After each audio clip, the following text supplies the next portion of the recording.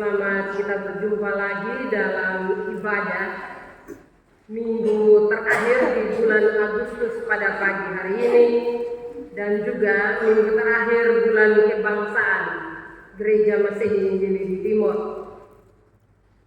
Bapak Mama, bulan yang penuh syukur dari masyarakat bangsa kita, karena kita boleh dianugerahkan kemerdekaan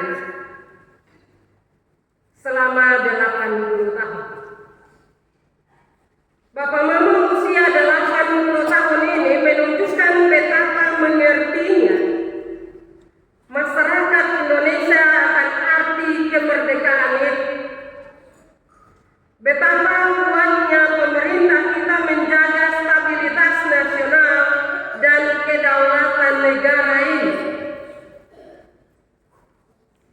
Tapi Bapak Mama, dalam 1 minggu terakhir ini, kita dengar, kita baca, dan kita lihat di mana-mana terjadi demonstrasi, di mana-mana terjadi kerusakan, di mana-mana karena ada satu komponen bangsa yang merasa dihianati. Karena satu komponen kemerdekaan yang juga oleh para pendiri negara dijadikan sebagai dasar negara, yaitu keadilan sosial, mulai kurang diperhatikan.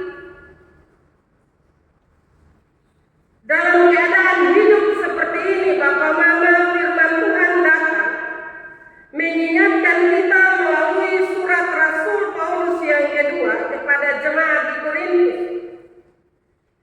Kemerdekaan yang Rasul Paulus maksudkan bukan sekedar kemerdekaan dari penjajahan manusia, tetapi dari dosa dan dari kebutaan rohani yang dilambangkan dengan selubung yang dikenakan oleh Musa, sehingga bangsa Israel terbatas untuk melihat kemuliaan itu, yaitu kemuliaan Allah yang menyertai Musa saat itu.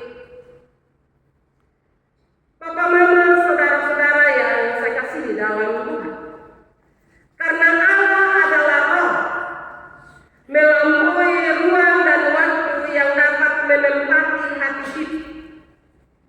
Maka kalau Roh Allah itu ada dalam hati kita, pastilah kita akan merdeka atau terbebas dari ikatan atau dari selubung yang membutakan hati kita. Dan dengan demikian, Bapak Mama, kita mau melihat bahwa kemerdekaan bangsa ini bukan untuk diri kita sendiri saja, tetapi untuk kesejahteraan seluruh rakyat Indonesia tanpa kesenjangan apalagi ketimpangan. Inilah cita-cita kemerdekaan yang sejati yang Allah inspirasikan kepada para pendiri negara ini. Bapak Mama, orang Kristen yang hidup di suatu negara merdeka sesungguhnya sudah bebas dari 2 bentuk penjajahan, yaitu merdeka dari penindasan dosa oleh karya keselamatan Tuhan Yesus, dan merdeka dari penindasan bangsa lain atas berkat dan rahmat Allah. Dan karena itu firman Tuhan hari ini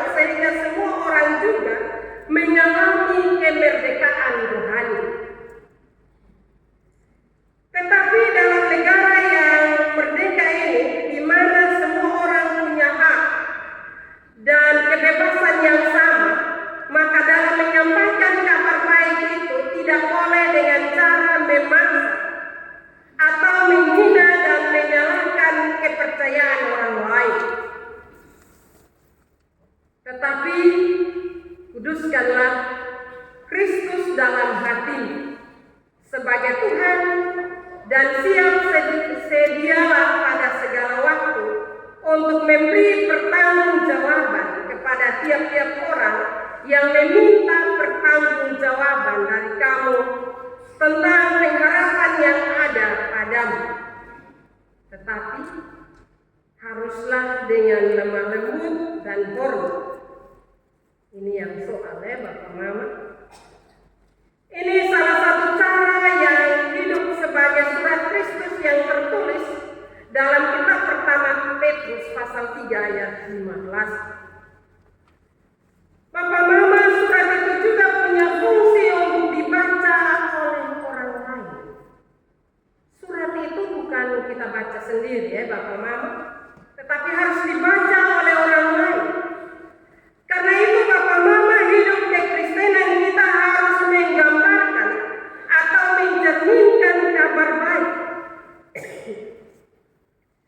Supaya dengan melihat cara hidup kita, kasih yang terpancar, sikap dan tutur kata kita, orang melihat kemuliaan Allah.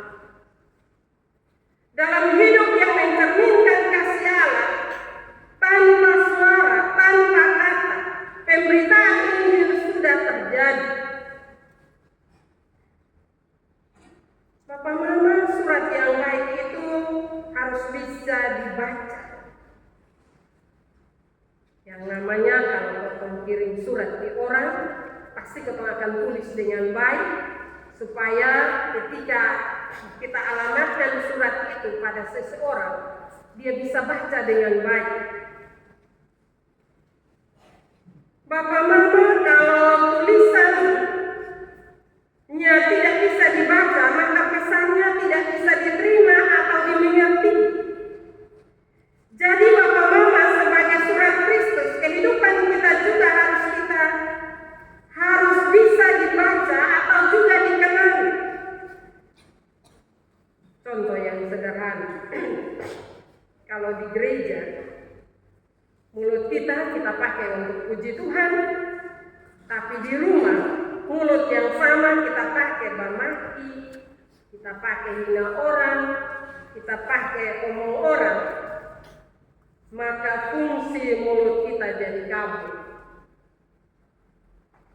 Orang sulit mengerti ini, mulut orang Kristen atau bukan.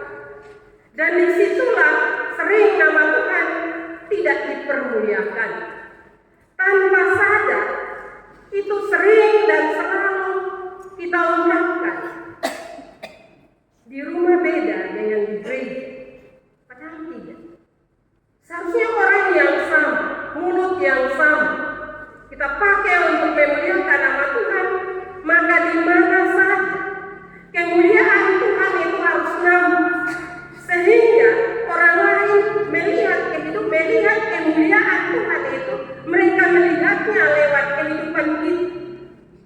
Memang benar bahwa kita orang berdosa, tetapi kita ingat bahwa Yesus telah datang dan memberi dirinya untuk mengampuni segala dosa dan kesalahan kita.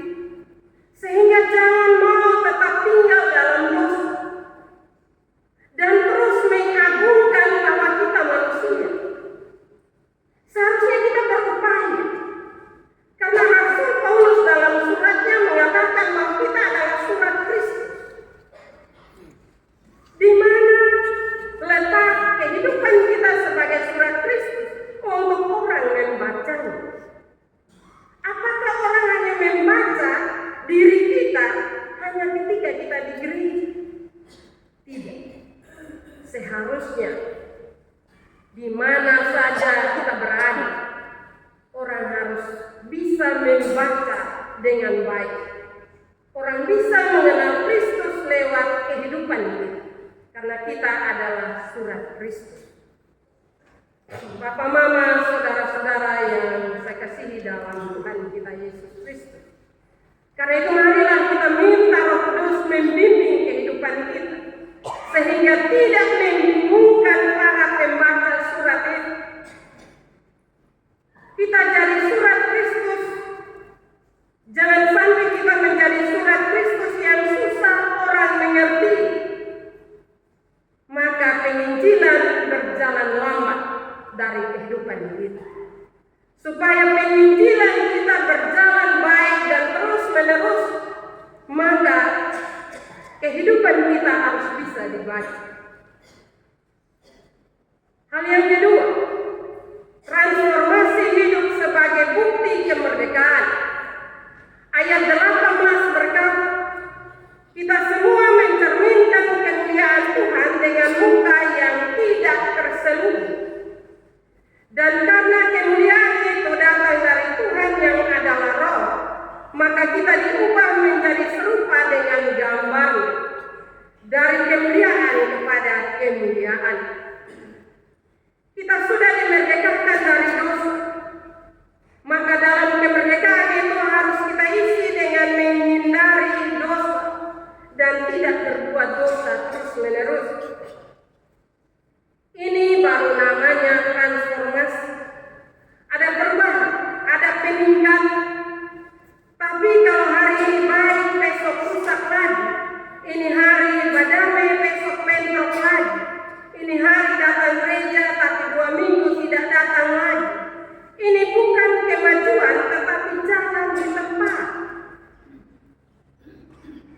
Kehadiran orang Kristen di mana saja dan kapan saja harus tetap memancarkan kemuliaan Tuhan, supaya orang lain juga ikut memuliakan Tuhan. Jangan selubungi kemuliaan Tuhan yang ada dalam diri kita dengan dosa, tapi buka selubung dosa itu supaya gambar Allah nyata dalam diri kita, supaya orang lain mau mencari hadirat Allah karena cara hidup kita atau cara hidup orang Kristen. Bapak, Mama, saudara-saudara yang saya kasih di dalam Tuhan, kemerdekaan negeri kita tercinta ini juga harus diisi dengan hidup yang terus bertransformasi menuju cita-cita kemerdekaan itu. Suka duka, pergolakan dan perjuangan, marilah kita tempatkan sebagai upaya ke arah cita-cita itu, sehingga kehadiran orang Kristen, mahasiswa Kristen, guru Kristen, dosen Kristen, atau guru Kristen dan pekerja Kristen dalam kondisi negara kita saat ini haruslah membawa kesejukan bagi semua orang. Mungkin kita marah, tapi jangan simpan amarah. Mungkin kita benci, tapi ingat kabar baik yang harus kita bawa adalah tentang kasih. Saat ini perteguh peran Roh Kudus dalam hati dan pikiran kita sebelum berkata-kata, sebelum bertindak atau membuat postingan di media sosial, agar peran kesan kita tidak makin meruncing keadaan nasional saat ini, tetapi justru memberi kesejukan hati dan pikiran banyak orang. Bapak, Mama, terakhir, sebagai salah satu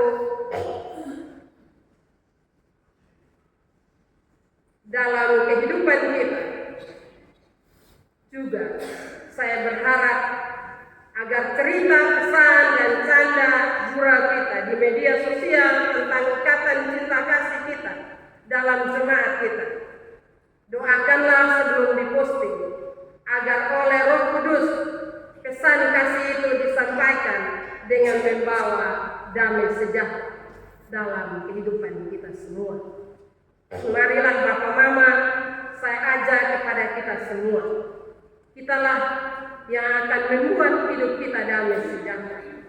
Kitalah yang akan membawa persekutuan kita menjadi persekutuan yang memuliakan nama Tuhan. Karena itu marilah kita minta Roh Kudus membimbing hidup kita, menguasai kehidupan kita, sehingga persekutuan kita menjadi persekutuan yang memuliakan nama Tuhan. Firman Tuhan memberkati kita pada pagi hari ini. Amin.